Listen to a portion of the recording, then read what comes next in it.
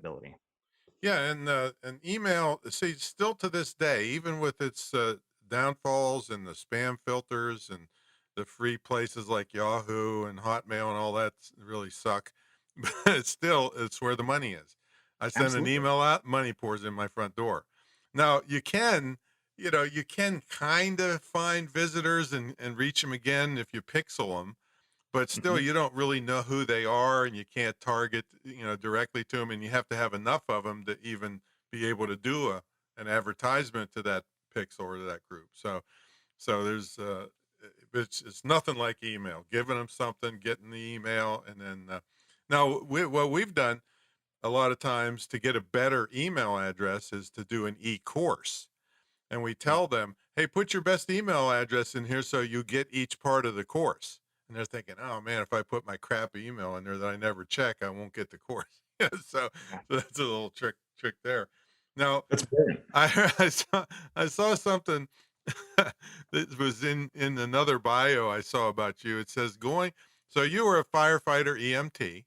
Yep. So it says going into people's homes for over 10 years has taught me how to talk with people and how to carry a conversation. So I'm thinking, all right, the guy saying, I'm having a heart attack, my chest is hurting. Well, have you thought about being a business coach? LPW is really great. It's funny you say your heart hurts because I'm looking in your fridge and Yeah, this is just really bad for you. exactly. This is cholesterol. There's something bad could happen to you. There's there comes a point in time where like, you know what, work needs to be done before we start talking. It's Uh, so, so let's talk about that 10 years of your life for a little bit. Is there any particular saves that you did in that amount of time, or is anything funny things or crazy things that happened? I'm oh yeah. sure there Oh was. man. The Tom, the that's a can of worms. The I mean, just oh my gosh, just overwhelming, right? Like I've got silly stories, I've got tragic stories. I can drive down the road in the town that I worked in and be like, I remember when the guy died in that corner. Oh Like boy. I remember crushing that squishy chest trying to do CPR. Oh Or geez. there was a car that flipped over here with three teens in it at 6 a.m. in the morning. And they were probably out there for 3 or 4 hours before the homeowners woke up and found him and called it in. And like we cut them out of the car.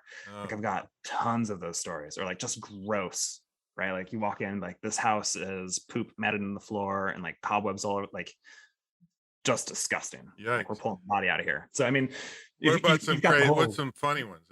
Have yeah, bound to yeah, be some funny right. ones. Like I'm bringing it down. So early on, in my career, just in the first year, we got a call at 7 a.m. Our shift is 8 to 8, and so at 7 a.m. I'm going off that day, and the power had gone out for a lot of places, and PSC had gone out like 3 hours before, and PSC goes out there and they call What that's the 911. power place in your That there's PSC? a power substation, Oh, right? okay, So there's like okay.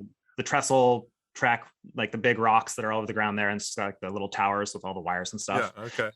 So power had gone out. Something happened to the substation. PSC gets out there a couple hours later and calls 911. So we run out there, and there's this lady, just spread eagle, laying on the ground there, and she was stripping the copper wiring for meth. Oh.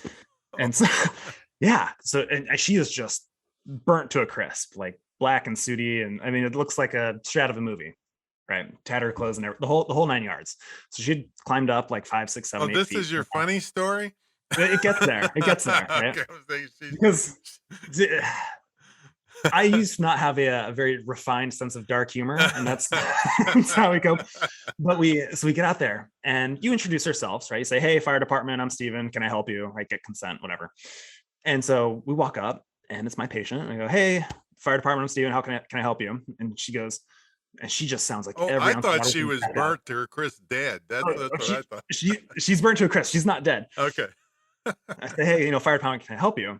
And she looks at me. I mean, she can't really move, but her eyes twist over. She goes, "You bitches, I'm a felon." Oh. and and that was the first time that I ever laughed out loud at a patient. That was she Oh, can't move. right. Those are the first words out of her mouth. I say, "Hey, can I help you?" Uh, Just just crazy. I mean, did you ever rescue any cats out of trees and all this the typical stuff? A couple Yeah. times pulled a cat out of a tree, pulled a cat off a roof.